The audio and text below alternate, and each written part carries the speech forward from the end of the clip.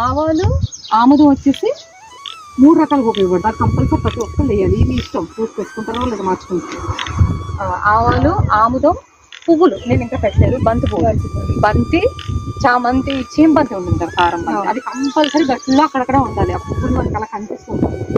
అందం కోసం, రకాల కోసం, పాలినేషన్ కోసం మనకి పువ్వులు యూజ్ చేసుకోవాలి. అంటే గుమ్మాలు కట్టుకోవడం. అది మీరు బయట మార్కెట్ సంచి పెట్టుకుని వెళ్ళకూడదు. ఒక ఎకరం చేశారంటే తమలపాకుతో సహా, అరటిపళ్ళతో సహా పూజ వచ్చిందంటే మీకు పొలం రావాలి.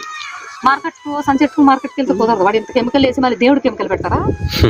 పెట్టకూడదు కదా. దేశీ వరి విత్తనాలతో మీరు నైవేద్యం క్షీరాన్నం చేసి పెడితే ఆవు పాలతో ఎంత అద్భుతంగా ఉంటుంది. ఓ పక్కనేమో దేశీ ఆవులతో పేడతో కూడిన మొలకలు, దేశీ విత్తనం, దేవుడిచ్చిన విత్తనం.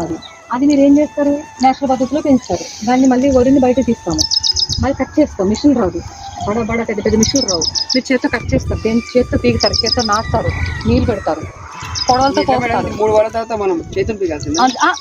3 వారాలు కాదండి, పాతకాలం మర్చిపోయిన పనులండి. ఇగో ఇలా ఒడ్లు ఇలా ఎగరేయాలి. దీంట్లో ఉన్న పొట్టు గాలి వేసింది, ఇప్పుడు గాలి వేసింది మంచిగా ఇలా ఎగిరి అక్కడంతా అది పొట్టు కొల్లు బరువుగా ఉన్న ఒడ్లన్నీ ఇక్కడ పడిపోతాయి అన్నమాట. ఇది కుంకుమశాలి దేశవాళ రైసు. ఆక్సిజన్ గాలి అది